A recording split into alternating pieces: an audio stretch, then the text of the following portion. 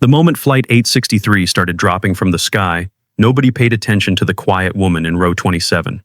As oxygen masks dangled and passengers screamed, flight attendant Octavia noticed something strange. While everyone panicked, this passenger was calculating. When both pilots lost consciousness and the aircraft began its deadly descent, Octavia fought her way down the aisle and whispered 7 words that changed everything. "You're Phoenix, aren't you? From the Kandahar extraction." The woman's face revealed nothing, but her eyes said everything. Without a word, she stood and headed for the cockpit, moving against the lurching aircraft with impossible balance. From which city in the world are you watching this video today?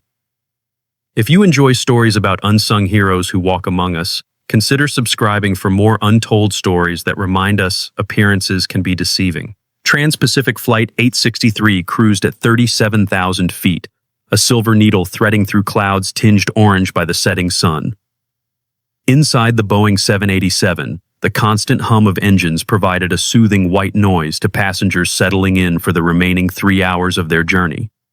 Most had found their rhythm in the confined space, some sleeping, others watching movies on tiny screens, a few making conversation with seatmates who had been strangers 12 hours ago. Flight attendant Octavia Reeves moved through the cabin with practiced efficiency, collecting trash from the dinner service.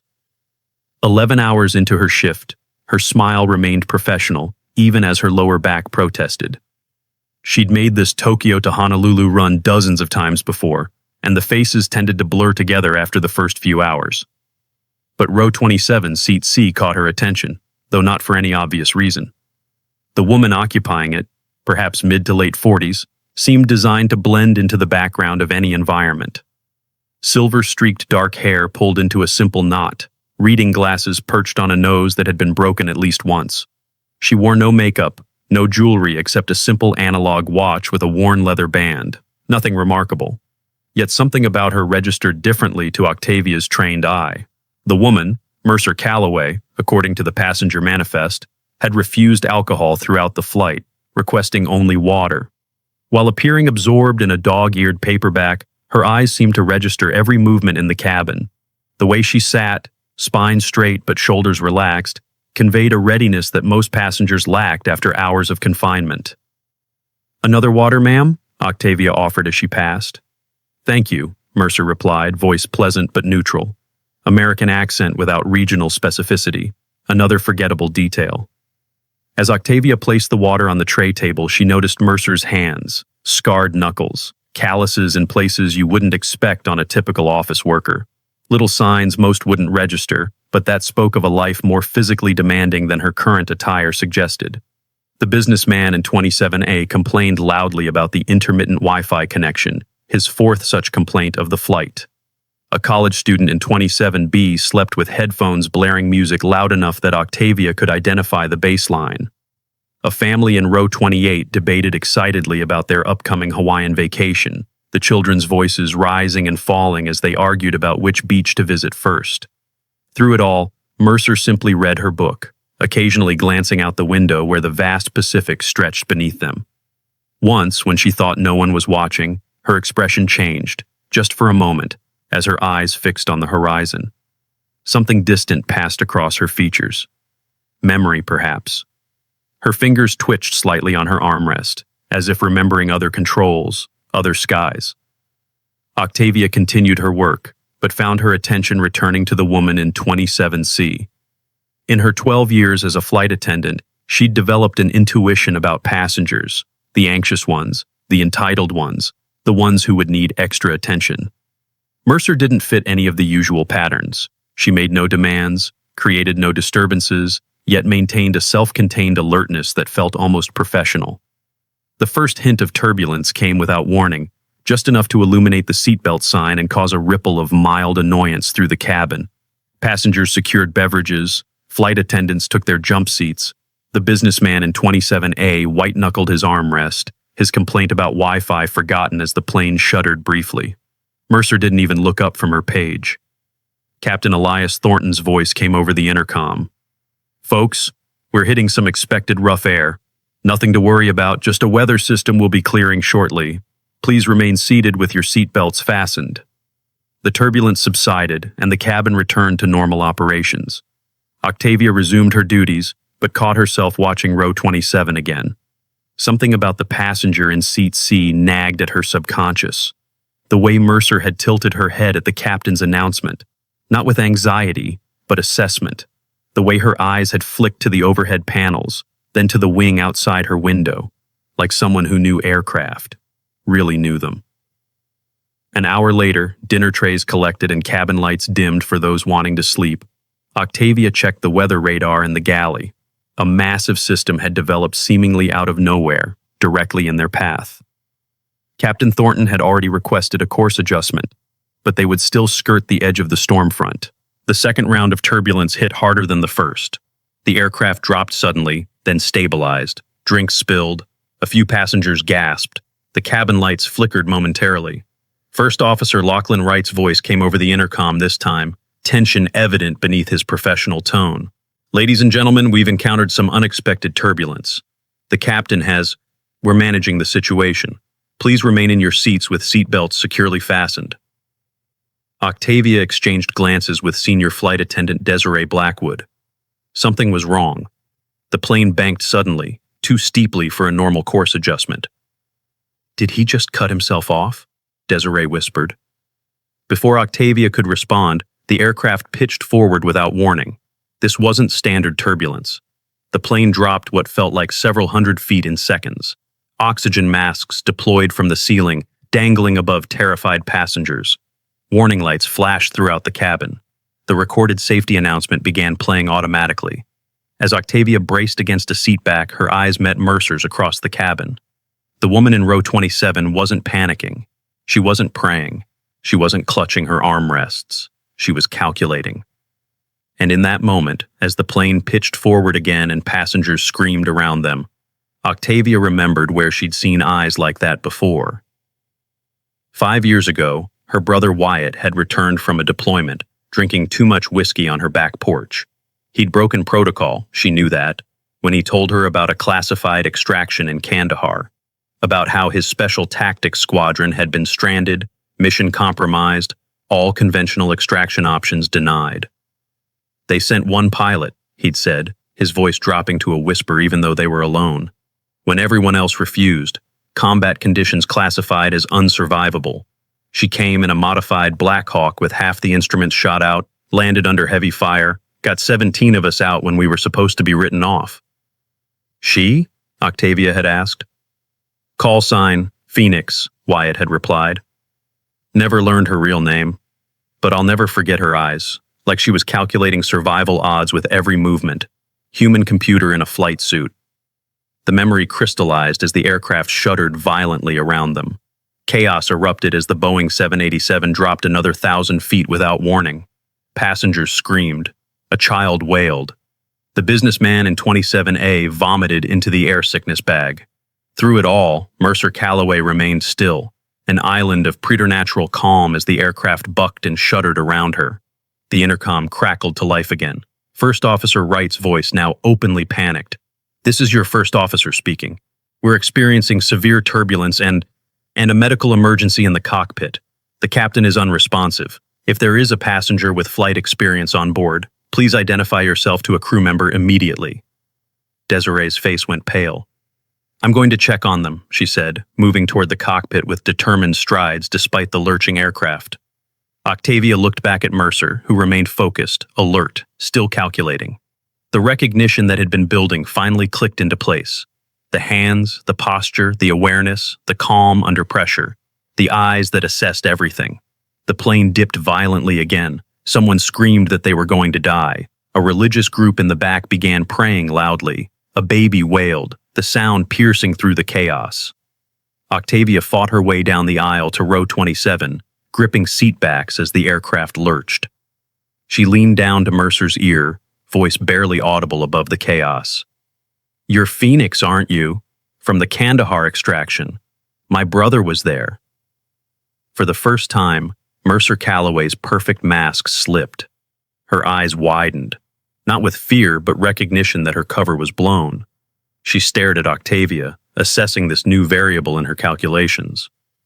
"My brother is Wyatt Reeves, JTAC with the 24th Special Tactics Squadron. You saved him in 2017. The cockpit door opened. Desiree emerged, ashen-faced. The first officer just lost consciousness too, some kind of toxic fume event. I tried to stabilize the controls, but I don't know enough. The plane dropped again. Warning alarms sounded from the cockpit. Both pilots are incapacitated, Octavia pressed, locking eyes with Mercer. We're losing altitude. Mercer's jaw tightened. Her eyes darted to the cockpit door, then to the horizon visible through the window, assessing angle of descent, banking degree, altitude. Please, Octavia whispered. There are families on board. Around them, the situation deteriorated. Passengers sobbed. The cabin pressure fluctuated painfully. Through the windows, the aircraft's severe bank was visible. Ocean where sky should be. Ma'am, if you have any flight experience at all, Desiree called out desperately to the cabin at large. Any at all? We need help now. Mercer drew a deep breath. She removed her reading glasses, folded them carefully, and placed them in her jacket pocket. When she looked up again, the carefully maintained civilian facade had vanished entirely. In its place was something else, the bearing of someone accustomed to command, to crisis, to impossible situations. Get me to the cockpit, she said, her voice carrying an authority that cut through the chaos. Without another word, Mercer stood, removing her oxygen mask with practiced precision. She moved against the lurching aircraft with impossible balance, the way someone might walk on the deck of a ship in high seas, someone who had trained for it. Who are you? Desiree demanded as Mercer approached. Octavia answered for her. She's our only chance. As Mercer disappeared into the cockpit, the plane banked again sharply. Octavia grabbed the nearest secure handhold, watching the door close behind the mysterious passenger from row 27. In that moment, despite the danger, Octavia felt something she hadn't expected. Hope. Because if the stories her brother told were true, if this was truly the pilot they called Phoenix, then everyone on board might just survive the next hour after all. Inside the cockpit, both pilots slumped in their seats. Captain Thornton was completely unconscious, his oxygen mask askew. First Officer Wright still showed signs of consciousness, eyelids fluttering weakly as he struggled to remain awake. Warning indicators illuminated the instrument panel, and the control yoke shuddered with each buffet of turbulence. Mercer assessed the situation in seconds, checking vital signs, securing oxygen masks properly on both men, then sliding into the captain's seat with fluid efficiency. Her hands moved across the controls with absolute certainty, not as someone with some flying experience, but as someone who had logged thousands of hours in aircraft far more complex than this commercial liner.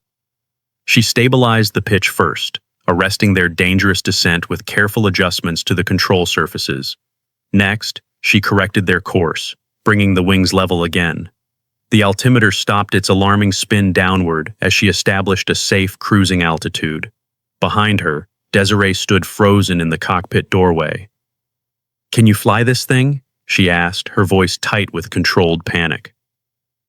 Already am, Mercer replied without looking back, her attention focused entirely on the instrument panel. She reached for the radio with the confidence of someone who had made emergency calls before, many times before. Mayday, Mayday, Mayday. Trans-Pacific 863 declaring emergency. Both pilots incapacitated. Aircraft under control of passenger pilot. Request immediate vectors for nearest suitable runway. The air traffic controller's response was immediate. Trans-Pacific 863, copy your Mayday. Identify pilot experience and certification. Mercer hesitated only briefly before responding. Call sign Phoenix, requesting emergency landing clearance. A long pause. Then, Phoenix? Authentication code? Without hesitation. Sierra Tango 994 Whiskey Echo. Another pause. Stand by for fighter escort. Military Channel 7. Desiree's eyes widened. Military channel? On a civilian aircraft? Mercer didn't respond. Instead, she switched to a communication frequency that wasn't on the standard radio panel, accessing military channels that shouldn't exist on a commercial flight deck. She knew exactly where to find it, suggesting intimate familiarity with the aircraft's classified modifications. A new voice crackled through, sharp and authoritative. Phoenix, this is Raptor Lead. We have visual contact coming alongside. You're supposed to be dead. Mercer's lips tightened in something almost like a smile. Reports greatly exaggerated, Raptor. I need runway clearance and emergency services at Kwajalein. Possible chemical agent on board. Both pilots down, multiple passengers experiencing respiratory distress. Copy that, Phoenix. We're clearing your approach now. ETA 28 minutes at your current heading. Can you maintain control that long? Affirmative, Raptor, Mercer replied, eyes scanning the flickering instrument panel. Something in the electrical system was compromised. But we're experiencing system degradation. May need to go manual for final approach. Understood. We'll stay with you. Octavia appeared in the doorway, replacing Desiree, who had gone to attend to passengers. Fighter jets just pulled alongside us. Passengers are filming them. What's happening? We're being escorted to Kwajalein Atoll, Mercer explained, making another adjustment as the aircraft shuddered. Military installation with a runway that can handle this aircraft. 25 minutes out. Octavia stared at her. You really are Phoenix. Mercer's eyes never left the instruments. That information doesn't leave this aircraft. But my brother said you were killed in action 3 years ago, something classified in Yemen. A muscle tightened in Mercer's jaw. As far as the world is concerned, I was. Now I need you to prepare the cabin for an emergency landing. We're going to make it down, but it won't be pretty. Outside the cockpit windows, 2 F-22 Raptors had taken flanking positions, their pilots visible in their cockpits. One gave a deliberate salute when he caught Mercer's eye, a gesture of respect between aviators. I'll prepare the passengers, Octavia said, turning to leave. Wait, Mercer called. Check for anyone with medical training. The pilots were exposed to something. Might be spreading through the ventilation system. As Octavia left, Mercer focused entirely on flying. Despite her calm exterior, the situation was deteriorating rapidly. The aircraft's fly-by-wire systems were becoming increasingly erratic, requiring constant manual corrections. The weather system they'd encountered wasn't natural. Its sudden appearance and electrical interference suggested something engineered. Someone had wanted this plane to go down. In the main cabin, chaos had transformed into an uneasy, terrified hush. The fighter escort had raised both hope and fear among the passengers. Phones recorded through windows as the military aircraft maintained their protective formation. Desiree used the intercom system. Ladies and gentlemen, we have a qualified pilot in command of the aircraft. We will be making an emergency landing at Kwajalein Atoll in approximately 20 minutes. Please listen carefully to all crew instructions and prepare for landing procedures. The businessman from 27A, still pale from being sick, looked up at Octavia as she passed. Who's flying the plane? He asked, his earlier complaints forgotten in the face of survival. Someone who knows what they're doing, Octavia replied, continuing through the cabin to organize the flight attendants for emergency procedures. In the cockpit, Mercer maintained steady communication with her fighter escort. Raptor led, I'm seeing electrical system failures cascading, primary navigation going intermittent. Copy that, Phoenix. We can guide you in visually if needed. Weather is clear at Kwajalein. Mercer's training took over completely. The thousands of hours in simulators, the hundreds of combat missions, the experimental aircraft she'd tested beyond their design limits. She became one with the struggling Boeing 787, feeling every vibration, anticipating each system failure before it happened. First Officer Wright stirred in the seat beside her, regaining partial consciousness. What's happening? He mumbled through his oxygen mask. Saving your aircraft, Lieutenant, Mercer replied, using his former military rank without thinking. Stay on oxygen. You've been poisoned. His eyes widened in recognition. You're not supposed to be on this flight, he whispered. Mercer gave him a sharp look. Neither was whatever took you down. Before Wright could respond, the aircraft's primary electrical system failed completely. The cockpit went dark for 3 seconds before emergency power engaged, bringing back minimal instruments. Phoenix, we've got you, came Raptor Lead's steady voice. Island in sight, 12 miles out. Follow us in. Through the windscreen, Mercer could see the fighter jet adjusting its position directly ahead, becoming her guide through the gathering dusk. Kwajalein Atoll appeared on the horizon, a thin strip of land in the vast Pacific, its runway lights already visible. The aircraft shuddered violently, another system failing, hydraulic pressure dropping. Landing was going to be even more challenging than she'd anticipated. Octavia, Mercer called over the intercom. Final preparation for emergency landing. 5 minutes. Throughout the cabin, flight attendants moved with practiced urgency, ensuring passengers were in brace positions. Somehow, word had spread that the mysterious pilot was military, a rumor that provided strange comfort in the crisis. As they began final approach, Mercer reached for the manual backup controls, feeling the weight of 213 lives in her scarred hands. The aircraft responded sluggishly, like a wounded animal trying to obey commands through pain. "Runway in sight," she confirmed to Raptor Lead, "beginning approach." "You're lined up perfect, Phoenix," the fighter pilot responded. "Just like old times." Kwajalene's runway appeared larger now, emergency vehicles already positioned along its length. Military personnel stood ready. As they descended through 5,000 feet, another hydraulic system failed with a mournful alarm. "Landing gear showing inconsistent deployment," Mercer noted, her voice remaining steady despite the complication. "May need to come in wheels uncertain." "Copy that. Foam trucks are prepped and ready." In the cabin, Octavia braced in her jump seat, watching as the island grew larger through the windows. The passengers had gone silent, the only sound the chorus of "brace, brace" from the flight attendants. At 1,000 feet, Mercer made her final calculations. The crosswind was manageable. The remaining hydraulics would hold for touchdown. The real question was the landing gear. Sensors showed the nose gear might not be locked in position. 500 feet, she announced to the cabin. "Brace for impact." The fighters peeled away, their mission complete. Mercer was alone now with her damaged aircraft and the lives entrusted to her care. The runway threshold passed beneath them, the concrete strip rushing up to meet the struggling Boeing. Main landing gear touched first, a harder bump than standard procedure but controlled. The nose came down next, a moment of tension as weight transferred forward. The landing gear held, the aircraft decelerated rapidly, emergency braking systems deploying automatically. As they rolled to a stop on the runway, emergency vehicles converged from all directions. Inside the cabin, passengers began to cheer and weep with relief. But Mercer wasn't finished. "Everyone needs to evacuate immediately," she ordered through the intercom. "Possible toxic contamination. Leave all belongings behind and move quickly to emergency exits." Flight attendants sprang into action, deploying slides at all exits. Passengers moved with surprising order, the immediate danger of the flight now replaced with urgency to escape potential poison. Mercer remained in the cockpit, ensuring both incapacitated pilots had medical assistance before she would leave her post. As emergency personnel entered the cockpit, she finally surrendered the controls. On the tarmac, military personnel in hazmat gear directed passengers to quarantine areas. Medical teams triaged those showing respiratory symptoms. News of the emergency landing had already reached international media, with initial reports focusing on the mysterious fighter escort. Octavia found Mercer standing apart from the crowd, watching the efficient military response with professional assessment. The setting sun cast long shadows across the runway, highlighting the sharp angles of her face, a face no longer trying to blend in. "The passengers are asking who saved them," Octavia said quietly.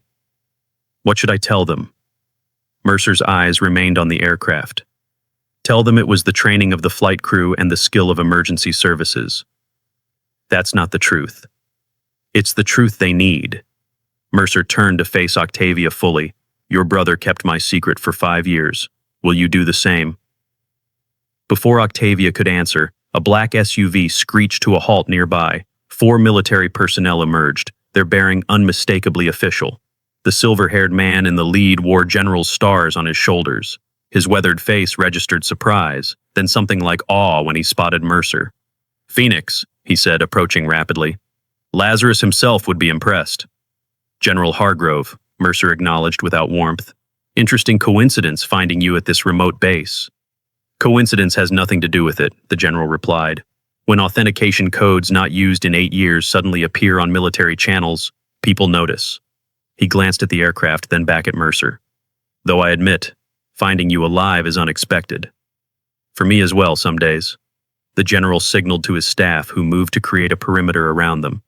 "We need to debrief immediately. The situation is more complex than you realize." "Always is," Mercer replied. She turned to Octavia. "You should rejoin your crew. They'll need your help with the passengers." Octavia hesitated. "Will I see you again?" Mercer's expression softened slightly. "Probably not. But tell Wyatt that Phoenix says the debt is paid in full now. As Octavia walked away, she heard the general speaking in low, urgent tones. The toxin on that aircraft was military grade. This wasn't an accident. Someone wanted that plane down, and they specifically wanted it to look like an accident. "Why this flight?" Mercer asked, her voice fading as distance grew between them. "Because you were on it," came the general's reply before they disappeared into the waiting SUV. Dawn broke over Kwajalein Atoll, painting the military installation in shades of gold and amber. 20 hours had passed since Flight 863's emergency landing. The passengers had been cleared of toxic exposure after rigorous medical examinations, housed overnight in base accommodations, and were now being processed for continuation of their journey on a replacement aircraft. In a secure conference room overlooking the runway, Mercer Calloway stood at the window, watching the activity below. She had abandoned yesterday's civilian attire for standard-issue military fatigues provided by the base. Without the careful camouflage of normality, her true bearing was unmistakable. The straight posture, the calculating gaze, the coiled readiness of someone who had spent decades in uniform. Behind her, General Hargrove reviewed documents on a tablet, occasionally glancing up at his resurrected operative. Two intelligence officers sat silently at the far end of the table, recording every word. "The toxin was a Russian derivative," Hargrove explained, setting down the tablet. "Modified SVX-7, designed to incapacitate gradually rather than kill. The target was definitely the flight crew, with secondary dispersal through the cabin air system. And your intelligence confirms I was the actual target," Mercer stated rather than asked. "Someone went to extraordinary lengths to track your new identity. The question is who?" Hargrove stood, joining her at the window. "Your death was confirmed at the highest levels. Yemen operation 8 years ago. Your body was identified by DNA analysis." Mercer's reflection in the glass showed no emotion. Clearly, someone was more thorough in their verification than our own people. "We need to know how you survived Yemen, Colonel, and where you've been for 8 years. "No, you don't." Mercer turned to face him directly. "That operation was burned from the start. Someone wanted Phoenix erased. I simply gave them what they wanted." The general's weathered face hardened. "You went dark without authorization. That's desertion. It's survival. The Yemen mission was a setup. My extraction team never arrived. Instead, I got a kill team wearing our uniforms." Mercer's voice remained controlled, but ice had crept into it. "Someone inside our organization wanted me eliminated. When they failed, I made sure they believed they'd succeeded. 8 years, Colonel. You could have made contact." "With whom?" "The same chain of command that arranged for my execution." Mercer shook her head. "I built a new identity, kept my head down. Until yesterday, when someone else decided Phoenix needed to stay buried." A knock at the door interrupted them. A young lieutenant entered, saluting sharply. "Sir, the passengers are requesting a meeting with Colonel Calloway before departure. The media presence is growing. CNN is reporting on the mystery pilot who saved Flight 863. Hargrove dismissed the lieutenant with a nod. "This complicates things." "It changes nothing," Mercer replied. "Mercer Calloway died with the rest of Flight 863 in an unfortunate accident at sea. Maintenance failure, tragic loss. That's not an option anymore." The general gestured toward the window. Below, several news vans had gathered at the perimeter, their satellite dishes aimed skyward. Too many witnesses, too many phone recordings of those fighter escorts. The story is already viral. Mercer's jaw tightened. Then give them a different story, one that doesn't compromise national security or paint a target on anyone's back. Before Hargrove could respond, the door opened again. This time it was Octavia Reeves, still in her flight attendant uniform, though it was noticeably wrinkled after the ordeal. "Excuse the interruption," she said, her eyes fixed on Mercer rather than the general. "The passengers have organized an impromptu ceremony. They're requesting the presence of the pilot who saved them." "That won't be possible," Hargrove began, but Mercer raised a hand to stop him. "What kind of ceremony?" Octavia straightened, addressing Mercer with formal respect. "They want to thank you properly. Many have pieced together that you're military, though they don't know details, and there's someone special who wants to meet you, a retired Air Force colonel who recognized your voice on the recordings his wife took." Mercer and Hargrove exchanged glances. The situation was evolving beyond containment. "I'll attend briefly," Mercer decided. but as a representative of the emergency response team, not as Phoenix. Hargrove sighed. I'll have public affairs prepare a statement. Colonel Mercer Calloway remains officially deceased. Whatever identity you've been using, stick with it. 30 minutes later, Mercer walked across the tarmac toward the assembled passengers. She had changed back into civilian clothes, though anyone with military experience would recognize her bearing instantly. The general had insisted on a security detail that maintained a discreet distance. The passengers had gathered near their replacement aircraft, an improvised podium set up using luggage crates. When Mercer approached, a ripple of recognition passed through the crowd. Whispers spread, phones appeared, recording the moment. A middle-aged man stepped forward, the businessman from 27A. His previous complaints had been replaced by humility. On behalf of everyone from Flight 863, I want to express our profound gratitude, he announced, voice carrying across the assembled crowd. When both pilots were incapacitated and we were losing altitude, you stepped forward without hesitation. 213 lives were saved by your actions. Mercer nodded acknowledgement but remained silent. We know you're military, the businessman continued.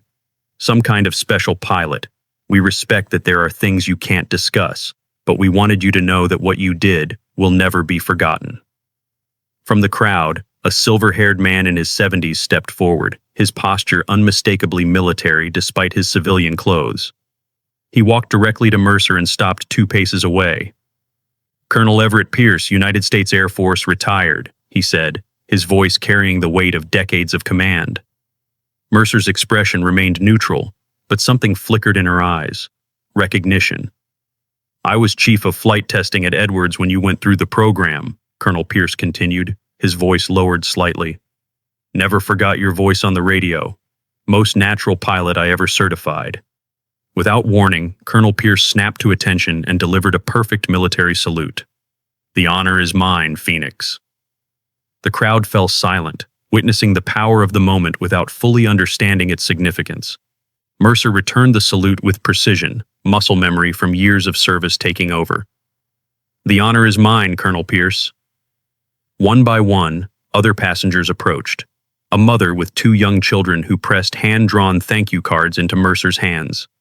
An elderly couple who simply embraced her with tears in their eyes. The college student who had slept through most of the flight until the emergency, now solemnly shaking her hand. Octavia stood to the side, watching the procession with a mixture of pride and melancholy. This would be the last time Mercer Calloway, or whoever she really was, would be acknowledged for her actions. Tomorrow, the story would be sanitized, classified details scrubbed away, and Phoenix would disappear again.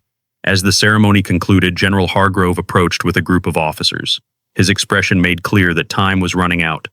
The aircraft is ready for boarding, he announced to the crowd.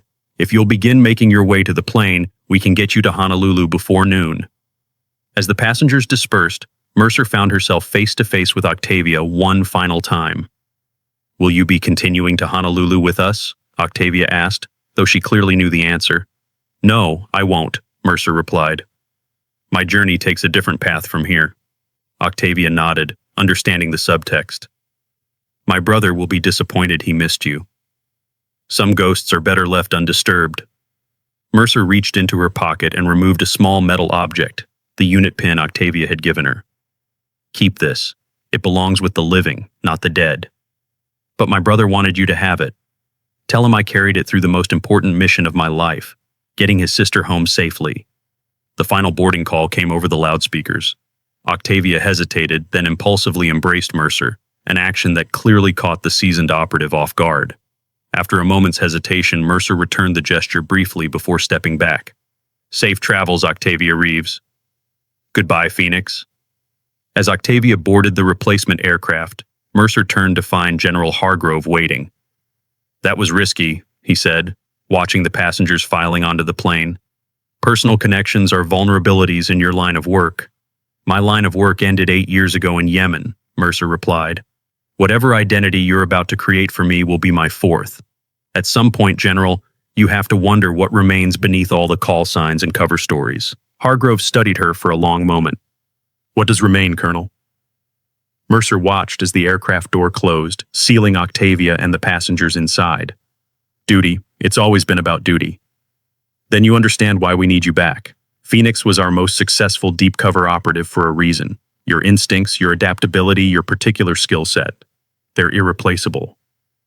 And now someone knows I'm alive, which makes me a liability, not an asset. The general shook his head. On the contrary, it makes you bait. The replacement aircraft began taxiing toward the runway, carrying with it the last witnesses to Phoenix's resurrection. As it gained speed and lifted into the cloudless sky, Mercer watched it climb until it was merely a glint of metal against the blue. "So what happens now?" she asked finally. "Now we give you a choice," Hargrove replied. "Permanent retirement with a new identity on an island so remote even I won't know its name. Or reactivation. Help us find who tried to bring down that aircraft and why they're so determined to eliminate Phoenix." "Those aren't the only options." Hargrove raised an eyebrow. "No. I could simply walk away, disappear again. I've gotten quite good at it." "You could," the general acknowledged. "But you won't." "Why not?" "Because someone targeted a civilian aircraft. 213 innocent people to get to you." Hargrove's voice hardened. "And Phoenix never leaves a mission unfinished." Mercer's eyes remained on the vanishing aircraft, now just a distant speck in the vast Pacific sky. For 8 years, she had built a life in the shadows, existing but never truly living, a ghost among the living, watching the world from row 27. "When do we start?" she asked finally. 3 days later, as Flight 863's replacement aircraft completed its journey to Honolulu, Octavia Reeves received a small package at her hotel. Inside was a simple note with coordinates and a time, alongside a vintage aviation pin bearing the insignia of the Nighthawk Squadron, a unit officially listed as disbanded in 2015. The note contained only 5 words. "The mission isn't over yet." That evening, as passengers from Flight 863 were being interviewed by major news networks about their miraculous survival, Octavia slipped away from the media frenzy. She made her way to the coordinates provided, a small private airfield on the outskirts of Honolulu. Waiting on the tarmac was a nondescript private jet, its engines already running. At the foot of the boarding stairs stood a figure in the gathering dusk. Straight posture, calculated gaze, ready stance. Phoenix had risen once more. And this time, she wasn't flying alone.